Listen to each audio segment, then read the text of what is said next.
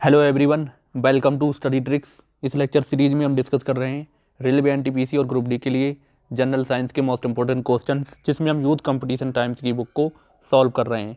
तो आज हम डिस्कस करेंगे फिजिक्स का प्रैक्टिस सेट नंबर 7, जिसमें हम एनर्जी के मोस्ट इंपॉर्टेंट क्वेश्चन देखने वाले हैं।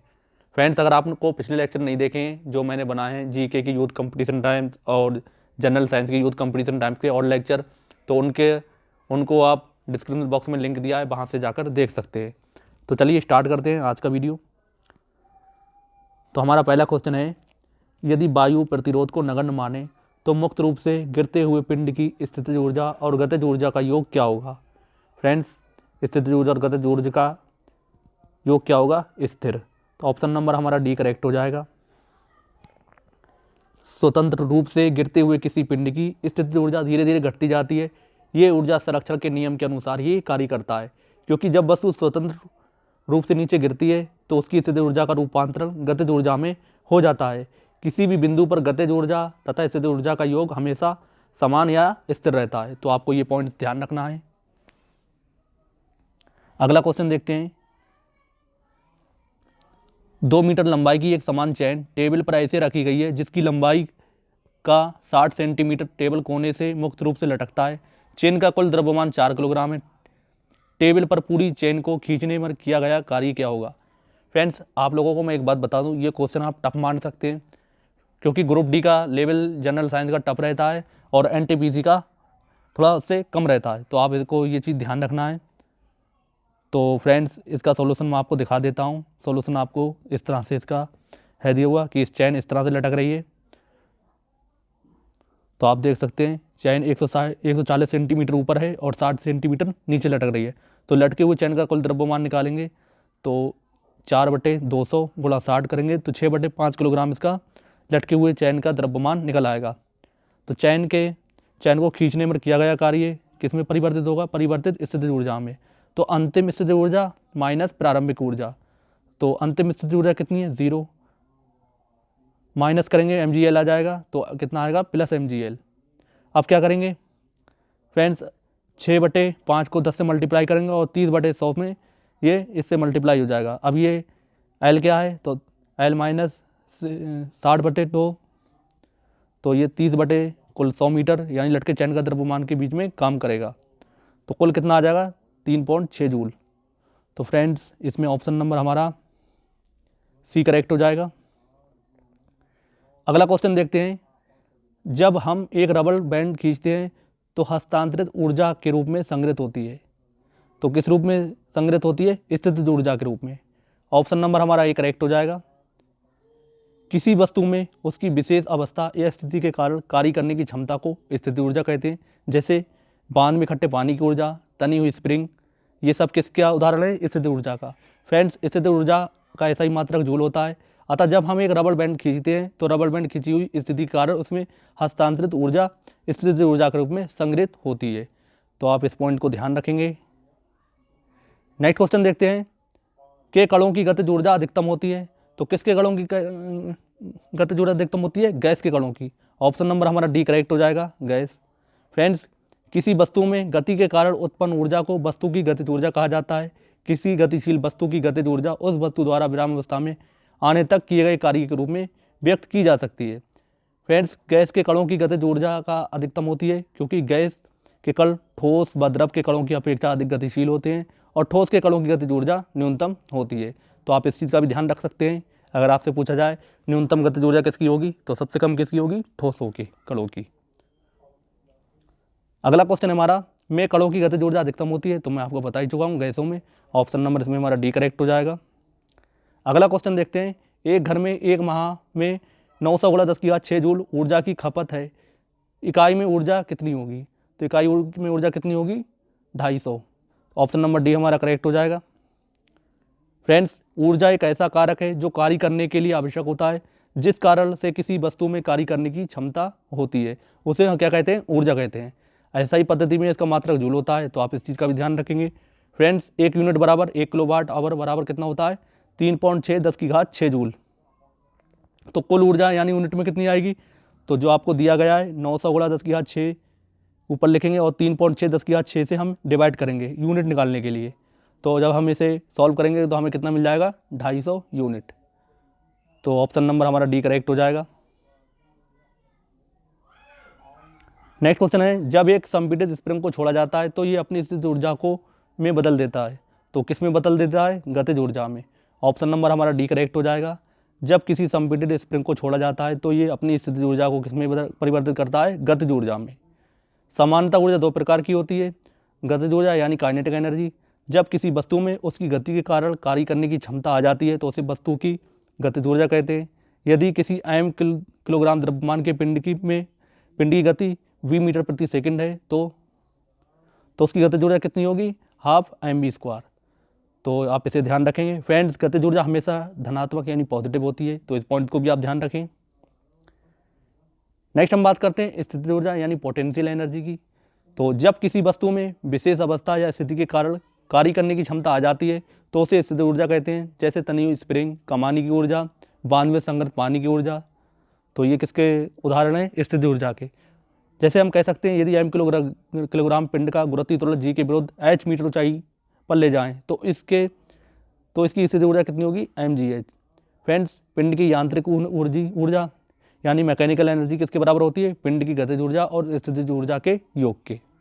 तो ये एग्जाम में ग्रुप डी के पूछा गया था कि यांत्रिक ऊर्जा क्या होता है। तो आपको ध्यान रखना है, गतिज ऊर्जा और स्थितिज ऊर्जा का योग क्या कहलाता है, मैकेनिकल एनर्जी यानी कि यांत्रिक ऊर्जा। अगला क्वेश्चन देखते हैं, एक वस्तु की स्थितिज ऊर्जा में इसकी के साथ वृद्धि होती है। फ्रेंड्स, ऊंचाई के साथ इसकी वृद्धि होती है क्योंकि स्थितिज ऊर्जा क्या होती है, पोटेंशियल एनर्जी mgh, यानी ऊंचाई बढ़ेगी तो पोटेंशियल एनर्जी बढ़ जाएगी। अगला क्वेश्चन देखते हैं, निम्न में से कौन सी ऊर्जा किसी वस्तु की ऊंचाई के साथ बदलती है। तो कौन सी बदलती है, स्थितिज ऊर्जा। ऑप्शन नंबर डी हमारा करेक्ट हो जाएगा, मैं आपको बता ही चुका हूँ। अगला क्वेश्चन देखते हैं, किसी वस्तु द्वारा अपनी स्थिति या आकार लेने की वजह से लगने वाली ऊर्जा को कहा जाता है। तो क्या कहा जाता है, स्थितिज ऊर्जा।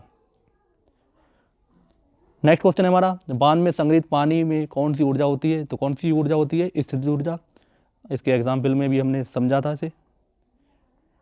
अगला क्वेश्चन हमारा, एक गतिशील वस्तु अनिवार्य रूप से प्राप्त करती है। तो क्या प्राप्त करती है, गतिज ऊर्जा। ऑप्शन नंबर हमारा ये करेक्ट हो जाएगा। फ्रेंड्स, एक गतिशील वस्तु अनिवार्य रूप से गतिज ऊर्जा यानी कि काइनेटिक एनर्जी प्राप्त करती है। किसी वस्तु में इसकी गति के कारण गतिज ऊर्जा होती है।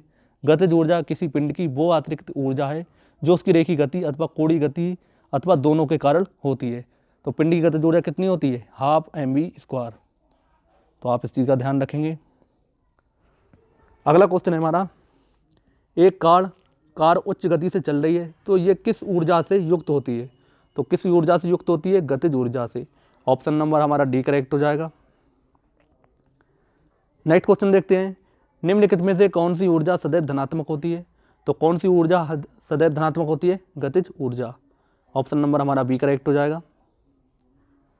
नेक्स्ट क्वेश्चन देखते हैं, ऊर्जा की व्यावसायिक इकाई है। तो ऊर्जा की व्यावसायिक इकाई क्या है, किलोवाट घंटा। ऑप्शन नंबर हमारा ए करेक्ट हो जाएगा। फ्रेंड्स, किसी वस्तु के कार्य करने की क्षमता को ऊर्जा कहते हैं, आपको बता ही चुका हूँ। इसका ऐसा ही मात्रक जूल होता है। CGS में इसका मात्रक क्या होता है, कैलोरी। आप ये भी ध्यान रखें। और ये एक अदिश राशि है, जबकि ऊर्जा ऊष्मा की व्यावसायिक इकाई किलोवाट घंटा है। वॉट W या किलोवाट kW बिजली व्यय की दर प्रतिनिधित्व करता है। तो आप इस चीज़ का ध्यान रखेंगे।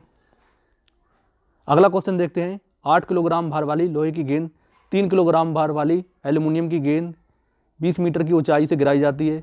तो भूमि से 10 मीटर की ऊंचाई पर इनमें से निम्नलिखित में से कौन सी राशि समान होगी।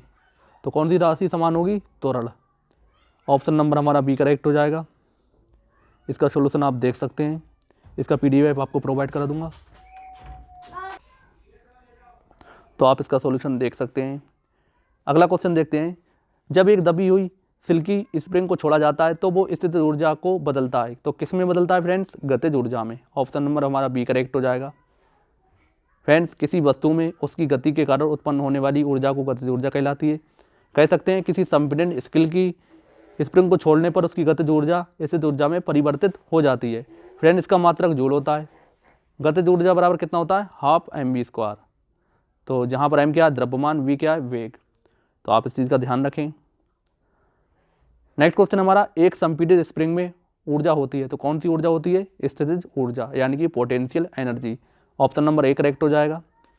फ्रेंड्स, एक संपीडित स्प्रिंग में स्थितिज ऊर्जा होती है तो किसी वस्तु में उसकी स्थिति के कारण उत्पन्न होने वाली ऊर्जा को हम स्थितिज ऊर्जा कहते हैं। इसका मात्रक जूल है और इसके एग्जाम्पल आप देख सकते हैं। बांध से संरक्षित जल में स्थितिज ऊर्जा होती है, खींची गई कमान में स्थितिज ऊर्जा होती है, तो आप इस चीज़ का भी ध्यान रखें। नेक्स्ट क्वेश्चन देखते हैं, किसके अनुरूप वस्तु की गतिज ऊर्जा में वृद्धि होती है? तो किसके अनुरूप वस्तु की गतिज ऊर्जा में वृद्धि होती है? गति के। ऑप्शन नंबर हमारा डी करेक्ट हो जाएगा। फ्रेंड्स, यदि किसी वस्तु का द्रव्यमान m, वस्तु b वेग से गति कर रही तो वस्तु की गतिज ऊर्जा कितनी होती है? Half mv²। तो ये जूल में होती है। चूंकि वस्तु का द्रव्यमान m सदैव स्थिर रहता है, अतः वस्तु की गति बढ़ने पर वस्तु की गतिज ऊर्जा बढ़ेगी एवं गति घटने पर वस्तु की गतिज ऊर्जा घट जाएगी। तो आपको ये चीज़ ध्यान रखना है। नेक्स्ट क्वेश्चन देखते हैं, गतिशील वस्तु की गतिज ऊर्जा काइनेटिक एनर्जी किस पर निर्भर करती है? तो किस पर निर्भर करती है फ्रेंड्स? द्रव्यमान पर और वेग पर। तो गतिज ऊर्जा क्या होती है? Half mv²।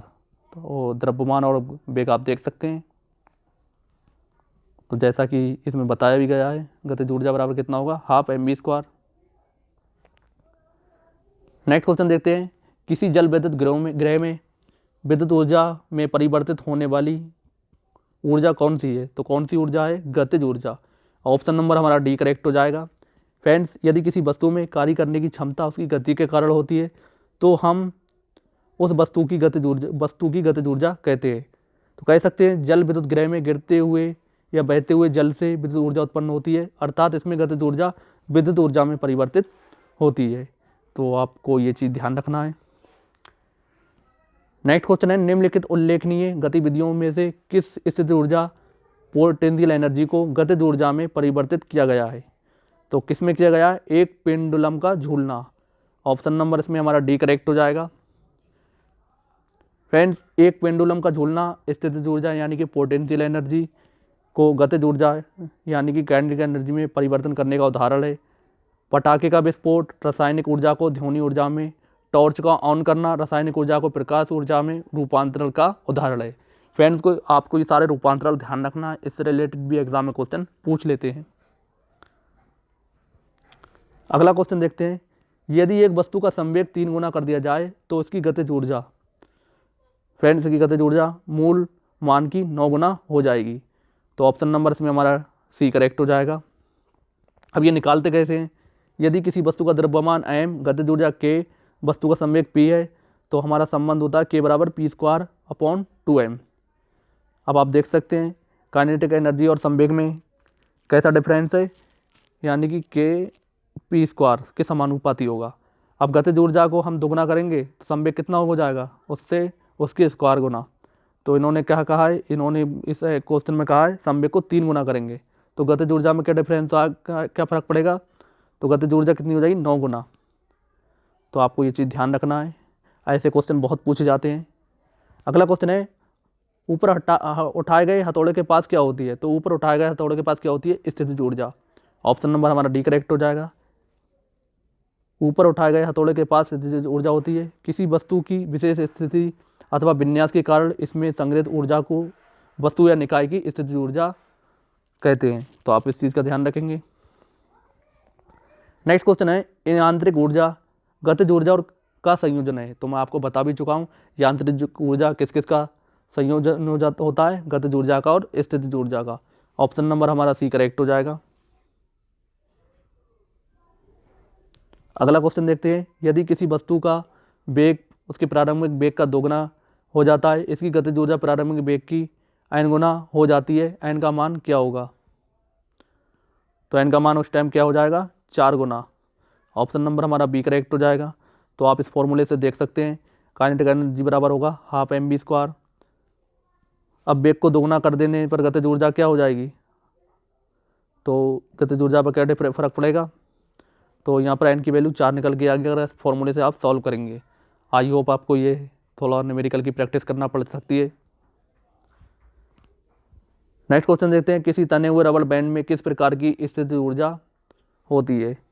तो उसमें किस प्रकार की ऊर्जा होती है? स्थितिज ऊर्जा। ऑप्शन नंबर हमारा बी करेक्ट हो जाएगा। फ्रेंड्स, किसी वस्तु की विशेष स्थिति अथवा विन्यास के कारण उसमें संग्रहित ऊर्जा उस वस्तु या निकाय की स्थिति ऊर्जा कहलाती है। स्थितिज ऊर्जा बराबर कितना होता है? mgh, जहाँ पर m क्या है? द्रव्यमान, g क्या है? गुरुत्वीय त्वरण और h क्या है? ऊंचाई। ऊर्जा का मात्रक जूल है। अगला क्वेश्चन देखते हैं, इनमें से किसे ना तो बनाया जा सकता है और ना ही नष्ट किया जा सकता है? तो फ्रेंड्स, ऊर्जा को ना बनाया जा सकता है और ना ही नष्ट किया जा सकता है। ऑप्शन नंबर हमारा एक करेक्ट हो जाएगा। ऊर्जा संरक्षण के नियम अनुसार ऊर्जा को ना तो उत्पन्न किया जा सकता है और ना ही नष्ट किया जा सकता है। इसे केवल एक रूप से दूसरे रूप में परिवर्तित किया जा सकता है। विश्व की कुल ऊर्जा नियत रहती है और ऊर्जा की एक ऐसा इकाई क्या है? जूल। तो आपको ये चीज़ ध्यान रखना है। अगला क्वेश्चन है हमारा, 20 किलोग्राम भार की एक वस्तु को 2 मीटर की ऊंचाई तक उठाया जाता है। उस वस्तु पर गुरुत्वाकर्षण बल द्वारा किया गया कार्य कितना होगा? फ्रेंड्स, कितना होगा? 400 जूल। तो इसमें सॉल्व करके दिखाया है। वस्तु का द्रव्यमान 20 किलोग्राम दिया गया, ऊंचाई 2 मीटर दी गई है, गुरुत्वीय त्वरण का मान 10 मीटर पर सेकेंड स्क्वायर दिया गया है। तो किया गया कार्य बराबर कितना होगा? वस्तु की स्थिति ऊर्जा बराबर, तो W बराबर कितना होगा? mgh से हम यहाँ पर सॉल्व करेंगे तो कितना का 20 का 10 से मल्टीप्लाई कर देंगे, कितना मिल जाएगा? 200, और 200 में 2 से मल्टीप्लाई कर देंगे तो 400 जूल हमारा आंसर आ जाएगा। फ्रेंड्स, आपको इन न्यूमेरिकल पर आपको थोड़ी प्रैक्टिस करना पड़ सकती है, तो इन्हें आप जरूर कर लें। अगला क्वेश्चन है हमारा, यदि एक वस्तु की गतिज ऊर्जा उसकी प्रारंभिक मान का 256 गुना हो जाती है तो नई रेखीय संवेग क्या होगा? तो नई रेखीय संवेग कितना होगा फ्रेंड्स? इसके प्रारंभिक मान का 16 गुना। आप देख सकते हैं इसी फॉर्मूले पर न्यूमेरिकल आना है, अगर फ्रॉम इससे आता है तो इसके 2-3 तरह के क्वेश्चन हैं, उनकी प्रैक्टिस आप जरूर कर लें। अगला क्वेश्चन देखते हैं, किसी वस्तु द्वारा उसकी स्थिति या विन्यास द्वारा प्राप्त ऊर्जा को कहा जाता है? फ्रेंड्स, क्या कहा जाता है? स्थितिज ऊर्जा। ऑप्शन नंबर हमारा सी करेक्ट हो जाएगा। नेक्स्ट क्वेश्चन हमारा, गतिज ऊर्जा किसके बराबर है? तो गतिज ऊर्जा किसके बराबर है? हाफ mv² के। इजी क्वेश्चन है, ऑप्शन नंबर ए करेक्ट हो जाएगा। नेक्स्ट क्वेश्चन हमारा, एक व्यक्ति भूमि से 25 किलोग्राम का सामान उठाता है और इसे भूमि से 2.5 मीटर ऊपर सिर पर रख लेता है। यदि g बराबर 10 मीटर पर सेकेंड स्क्वायर इनवर्स है तो सामान पर उसके द्वारा किया गया कार्य का मान होगा। तो कितना होगा? 625 जूल। तो आप इसका सॉल्यूशन देख सकते हैं।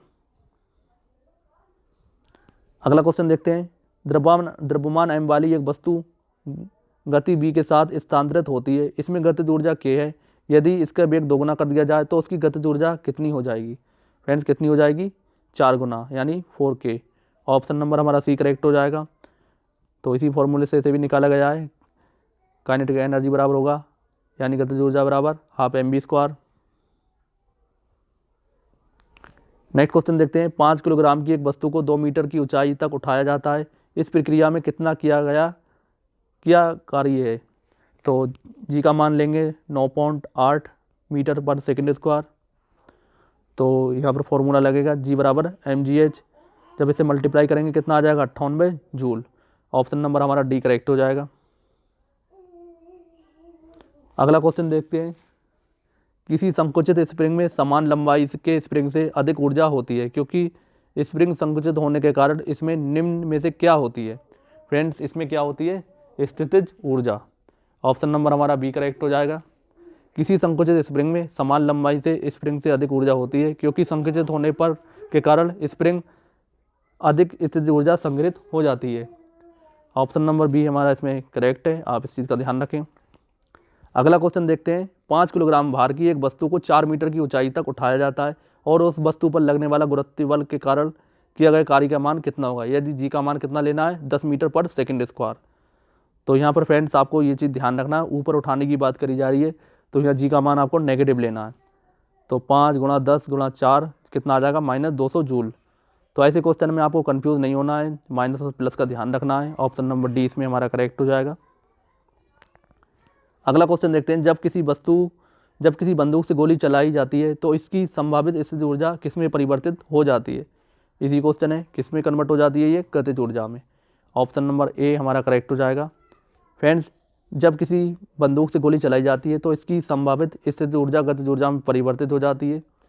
किसी वस्तु में उसकी गति के कारण कार्य करने की क्षमता को हम क्या कहते हैं? गतिज ऊर्जा कहते हैं। यदि द्रव्यमान m है और वस्तु b वेग से चल रही है तो गतिज ऊर्जा कितनी होती है? Half mv²। तो आप इसे भी ध्यान रखेंगे। नेक्स्ट क्वेश्चन देखते हैं। 5 किलोग्राम और 10 किलोग्राम द्रव्यमान की दो इस्पात की गेंदों की गतिज ऊर्जाएं समान हैं। यदि संभावना हो तो कौन सी गेंद तेजी से गति कर रही है? फ्रेंड्स, 5 किलोग्राम वाली गेंद तेजी से गति कर रही है। ऑप्शन नंबर हमारा बी करेक्ट हो जाएगा। आप इसका सॉल्यूशन देख सकते हैं। क्योंकि द्रव्यमान और वेग में कैसा रिलेशन आएगा काइनेटिक एनर्जी के हिसाब से कि काइनेटिक एनर्जी बराबर हाफ mv²। काइनेटिक एनर्जी समान मानेंगे तो इसमें रिलेशन आ जाएगा m समानुपाती 1/v² का, यानी द्रव्यमान बढ़ेगा तो वेग घट जाएगा। तो आपको ये रिलेशन ध्यान रखना है। अगला क्वेश्चन देखते हैं। स्थिति या आकृति में हुए परिवर्तन के कारण एक वस्तु निहित ऊर्जा को कहा जाता है। तो क्या कहा जाता है? स्थितिज ऊर्जा। ऑप्शन नंबर हमारा डी करेक्ट हो जाएगा। स्थिति या आकृति में हुए परिवर्तन के कारण एक वस्तु में निहित ऊर्जा को उस वस्तु की स्थितिज ऊर्जा कहा जाता है। जैसे बांध में एकत्र पानी की संचित ऊर्जा, तनी या दबी हुई स्प्रिंग में संचित ऊर्जा, घड़ी की चाबी में संचित ऊर्जा। तो इन सारे एग्जाम्पल को आप ध्यान रखें। नेक्स्ट क्वेश्चन है। यांत्रिक ऊर्जा किसके बराबर है? बता चुका हूँ किसके बराबर होती है? गतिज ऊर्जा और स्थितिज ऊर्जा के योग के। ऑप्शन नंबर बी हमारा करेक्ट हो जाएगा। अगला क्वेश्चन है। एक खींचे हुए धनुष से तीर छोड़ते समय धनुष की स्थितिज ऊर्जा किसमें बदल जाती है? तो किसमें बदल जाती है? गतिज ऊर्जा में। ऑप्शन नंबर हमारा बी करेक्ट हो जाएगा। आप इस चीज़ का ध्यान रखेंगे। एक तने हुए धनुष में जब धनुष की डोरी तनी होती है तब तक धनुष की उसकी विशेष स्थिति के कारण इसमें स्थितिज ऊर्जा संचित रहती है। लेकिन जैसे ही धनुष डोरी को छोड़ा जाता है तो उसमें तीर को ऊर्जा प्राप्त होती है और वो तीव्र गति से आगे बढ़ती है। इस प्रकार धनुष की स्थितिज ऊर्जा तीर की गतिज ऊर्जा में परिवर्तित हो जाती है। तो आप इसे ध्यान रखें। अगला क्वेश्चन हमारा। इनमें से कौन सा स्थितिज ऊर्जा का उदाहरण नहीं है? तो फ्रेंड्स, बहता हुआ जल स्थितिज ऊर्जा का उदाहरण नहीं है। इस चीज़ का भी आप ध्यान रखें। ऑप्शन नंबर बी हमारा करेक्ट हो जाएगा।